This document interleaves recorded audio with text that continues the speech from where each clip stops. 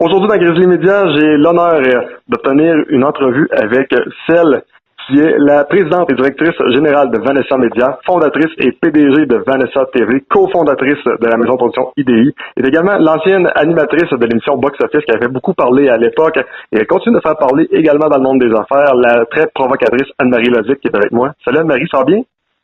Oui, bonjour.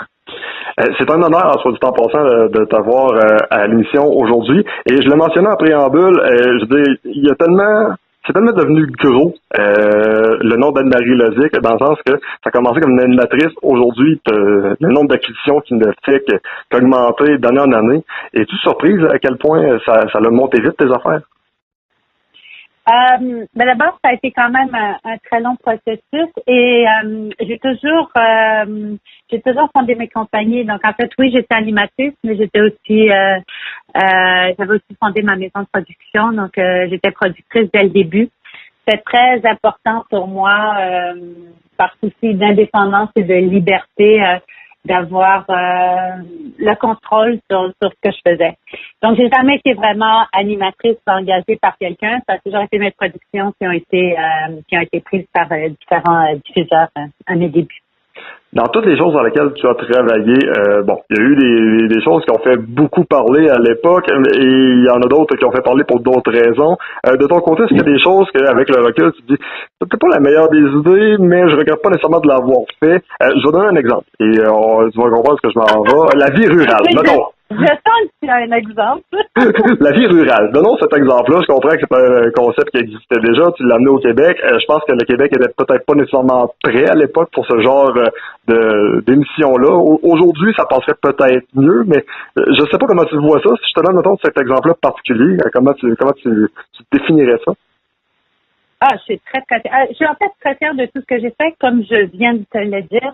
Tout ce que j'ai fait, je l'assume entièrement. Je voulais faire ça.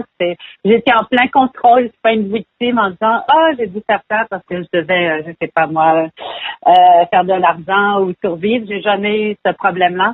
Donc, tout ce que j'ai fait, je l'assume pleinement et j'en suis très fière. La vie rurale, en l'occurrence, qui était l'adaptation de Simple Life, on a fait avec Connie Century Fox, qui voulait le représenter dans le monde entier. Il y a eu des problèmes de droit, etc. Longue histoire, malheureusement, ça s'est pas fait. Mais ça a été un très, très beau partenariat dans ce cas-là. Si tu me dis que le Québec était pas prêt, ça, je sais pas si c'est le cas ou non, mais ça, j'adore. C'est le plus beau compliment que tu peux me faire. Je crois qu'il faut toujours être un pas en avant. Je crois que c'est important. Je suis pas du tout une suiveuse, moi. C'est pas du tout dans ma personnalité. Donc, me dire que peut-être c'était un peu à l'avance, tant mieux. C'est un très beau compliment. Tu aimes provoquer, du moins c'est ce qu'on voit un peu sur disons à l'extérieur. Mais si on rencontre Anne-Marie Lozic en privé, je lui donne en l'occurrence la chambre à coucher, est-ce qu'Anne-Marie Lozic est provocatrice ou est plus timide? Moi, je suis pas du tout provocatrice. C'est drôle qu'avoir une personnalité, juste faire les choses comme on en a envie, ça passe toujours pour de la provocation. En fait, encore une fois, je suis pas une suiveuse. Je fais les choses selon ma personnalité. Et tout ça, ça fait partie intégrante de ma personnalité. J'ai un côté très timide, je l'ai souvent dit, pudique, etc. Qui fait partie de moi aussi. Donc, comme chaque être humain, c'est plusieurs facettes. On aime tout simplifier dans les médias et mettre un gros titre et c'est tout. Mais un être humain, c'est beaucoup plus complexe. Et je crois le fait qu'on m'appelle beaucoup, qu'on m'identifie beaucoup comme une provocatrice, c'est justement simplement parce que j'ai ma propre personnalité. Est-ce que tu as l'impression que c'est peut-être le Québec aussi qui est pas habitué à ça? Je vais donner un exemple, tu vas comprendre ce que je m'en vais. Donnons l'exemple de Jean-Pascal. À l'époque, Jean-Pascal était champion du monde de boxe. On disait toujours, il est provocateur, il est arrogant, on espère qu'il va perdre parce que justement, il se prend pour un autre et tout ça. Alors que c'était de la confiance en soi. Est-ce que c'est un peu le même problème, si je peux dire problème en parenthèse, pour Anne-Marie Lozic? Oui, là, je sais pas si on peut créer un lien, mais Jean-Pascal avait sa façon de faire qui était très bien. Ensuite, je crois que c'est juste une question il faut aussi faire ses preuves ou continuer à faire ses preuves. Mais je sais pas si on peut faire quand même un lien similaire. Tu sais, chacun a sa démarche. Jean-Pascal, j'ai toujours beaucoup aimé justement parce qu'il faisait les choses selon ses propres règles et ça, moi, j'admire toujours ça chez les gens. On dit souvent qu'Anne-Marie Lozic a l'air, malheureusement, c'est chiant ce que je vais dire, puis je m'en excuse, mais c'est monsieur, madame tout le monde, la fille facile. Elle a l'air de la fille facile, alors que je suis convaincu que c'est très loin d'être le cas. Je veux dire, juste des acquisitions que tu as fait, ton parcours dans le milieu des affaires, c'est tellement inspirant, c'est tellement sensationnel que je me dis c'est impossible que ce soit une fille facile. Et la question est la suivante. Est-ce qu'en affaires, c'est difficile, oui ou non? Moi, j'alterne toujours entre le fouet et la caresse. Donc, c'est très difficile, mais il faut aussi savoir, ça pourrait être facile aussi. Donc, il faut pas être, je vais utiliser un mot, excusez-moi, là, mais il faut pas être chiant pour rien non plus. Je crois qu'il faut savoir ce qu'on veut. Il faut savoir aussi, dans le cadre de partenariat, savoir donner aussi. Il faut savoir donner pour recevoir. Donc, tout ça, c'est une question aussi de respect mutuel. Et voilà. Donc, je crois qu'il faut être un peu des deux. Il faut pas non plus se faire marcher sur les pieds. Ça, c'est important. Il faut, surtout en affaires, il faut pas vouloir quelque chose à tout prix.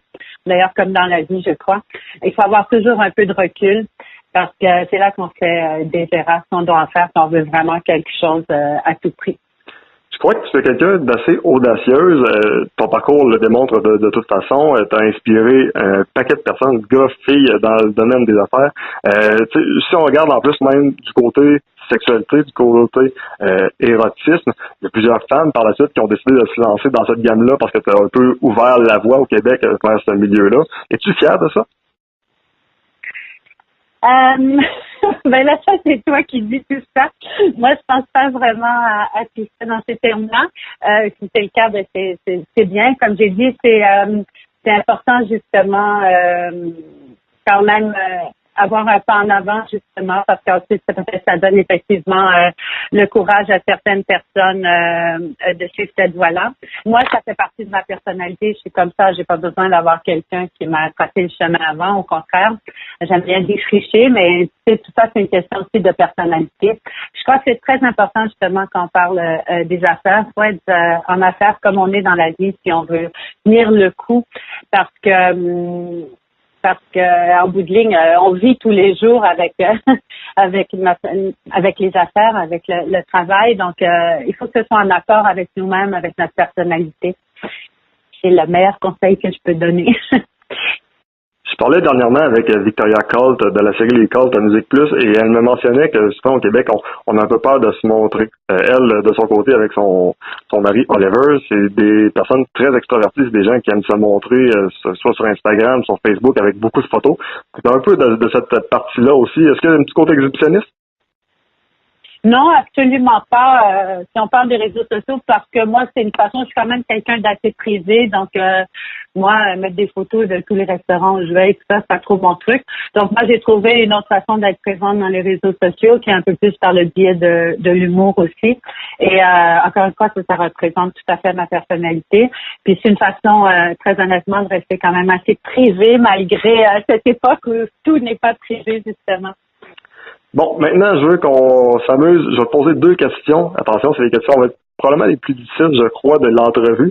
Tu as beaucoup d'expérience un peu dans tout.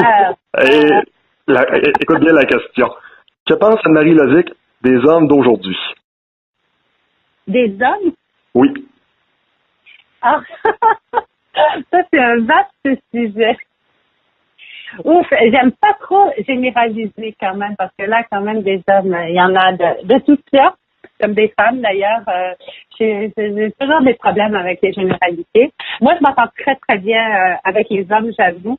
Je suis très à l'aise avec les hommes pour une raison obscure, peut-être parce que je les comprends mieux, ou je sais pas. On dirait qu'avec les femmes, j'ai toujours un peu plus de problèmes.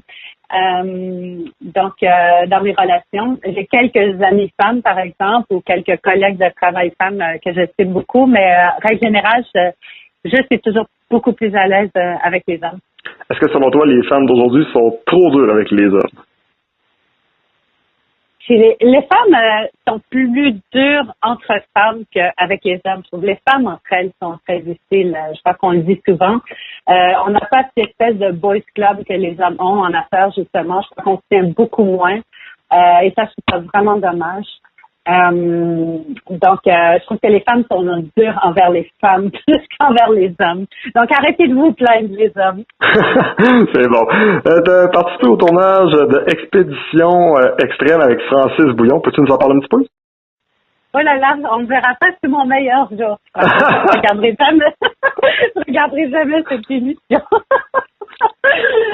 Alors ça a été vraiment intéressant parce que je fais quand même de la télé depuis plusieurs années et on s'entend que faire de la télé, souvent on met ça en guillemets, c'est-à-dire dans le sens que on représente la vraie vie, mais en fait c'est ça, comme en guillemets, la vraie vie. Tandis que Expédition Extrême, ils nous font vraiment vivre les choses bien plus que juste pour une émission de 1 heure qui est 46 minutes ou je ne sais pas autour de ça.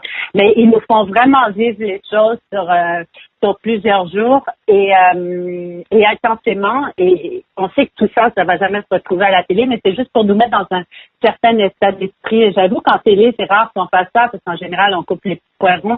Une fois qu'on sent qu'on a eu ce qu'on voulait, le matériel qu'on voulait, ça suffit, on passe à autre chose. Tandis que eux, non, ils continuent à nous faire vivre l'expérience. Et ça, j'ai trouvé ça un processus assez unique et très, très intéressant. Justement parce qu'il y a un peu ce côté documentaire, donc ils veulent vraiment nous faire vivre les choses. Est-ce que c'est une expérience que tu aimerais répéter? Non, pas trop souvent, non. Donc, une fois par année maximum. C'est pas trop mon style. Mais ça a été vraiment intéressant. Je rigole là, mais j'ai en fait, maintenant que c'est terminé, j'ai bien aimé. Si on retourne dans le milieu des affaires, je pense qu'une des plus grosses ententes que tu as signées, puis pardonne-moi si jamais je me trompe, mais je pense que celle avec Hustler, c'est quand même très gros. Oui, ça a été un grand moment pour moi. J'ai la chance de vivre plusieurs grands moments. D'ailleurs, je vais bientôt annoncer un nouveau très, très gros partenariat que j'ai célébré récemment à Paris. Donc, je suis très contente de ça. Et là, je peux dire que justement, en diffusion, ça va être mon 3e partenariat majeur. Et ça a été à chaque fois des moments tournants. Le premier étant, si on parle en diffusion, ma rencontre avec David TV qui s'est fait en 2014. Donc, lorsque j'ai fait un partenariat entre Vanessa TV et David TV, ça m'a quand même amené ailleurs. Puis ensuite, avec Hustler, ça a amené aussi une autre dimension. Et là, avec ce 3e partenariat, ça va amener encore une autre dimension. Donc, c'est des choses qui me font toujours avancer. Moi, c'est toujours très important dans la vie, d'ailleurs, et dans les affaires d'avancer, d'avoir ce sentiment d'évoluer et d'aller de l'avant. Très, très important pour moi. Donc, voilà, des moments importants. Je comprends que tu peux pas nécessairement nous en dire beaucoup plus, mais mettons si on avait le droit à un mini indice, tu dirais quoi? mettons. Mettons qu'on a rien que deux à parler. Non, absolument pas, sauf que c'est un partenariat européen. Ça, je suis très contente. J'avais déjà 2 partenariats américains et moi, j'aime bien varier les plaisirs. Donc là, je suis très contente que ce soit un partenariat européen et c'est très amusant comme histoire parce que c'est un partenariat qui ne s'est pas fait. On avait discuté un peu en 2010-2011 lorsque j'ai lancé ma chaîne et on a eu des ébauches de discussions et ça s'est très, très, très mal passé en fait. Et c'est drôle comment la vie est ainsi, il faut faire confiance à la vie. Il y a des raisons pourquoi ça s'est pas passé à ce moment-là. Et là, c'est revenu sur ma table et je suis très contente. Là, ça va vraiment être quelque chose de formidable. Je comprends que la vie est c'est le seul indice que je vais te donner. Ta vie est très, très vite et surtout très remplie. La question, la prochaine, ressemble à celle-ci. Je te donne un souhait. Tu as le droit là, de prendre une journée ou une semaine de vacances, de faire tout ce que tu veux avec n'importe qui, n'importe où, n'importe comment. Vraiment, là, c'est page blanche. Qu'est-ce que tu choisis? Je vais dormir pendant 24 heures. C'est genre la réponse la plus claire que tu peux me donner. Je sais. Mais le luxe, c'est ça, c'est de pas bouger déjà, de pas bouger, de dormir pendant 24 heures, sans avoir le stress que je dois faire quelque chose ou quoi. Ah non, ça c'est mon rêve. Juste pour conclure, Anne-Marie, qu'est-ce qui te reste à réaliser dans ta vie? Des fois, on se fait comme un genre de plan, puis on se dit, OK, d'ici ma retraite, j'aimerais accomplir ci, ou j'aimerais faire ça, ou de ton côté, là, tu as le droit le dernier souhait, là, quelque chose que tu veux absolument réaliser avant la fin de ta carrière. Moi, je suis vraiment tout le contraire de ça. Encore une fois, c'est une question de personnalité. Moi, j'ai toujours dit que je suis un peu bohémienne dans l'âme, surtout à mon niveau personnel. Évidemment, en affaires, il faut être un peu plus structuré. Et moi, je suis vraiment une personne au jour le jour. Je me laisse toujours la liberté. Demain, si j'ai plus envie de faire ça, de tout vendre, de tout liquider, c'est vraiment important. Et les plans à long terme, c'est vraiment, ça fait vraiment pas partie de ma personnalité. Moi, c'est vraiment au jour le jour. Je trouve que c'est comme ça que la vie est excitante, en fait. Pas trop que ce soit un heureux mélange entre notre volonté d'aller à un endroit et de ce que la vie nous réserve.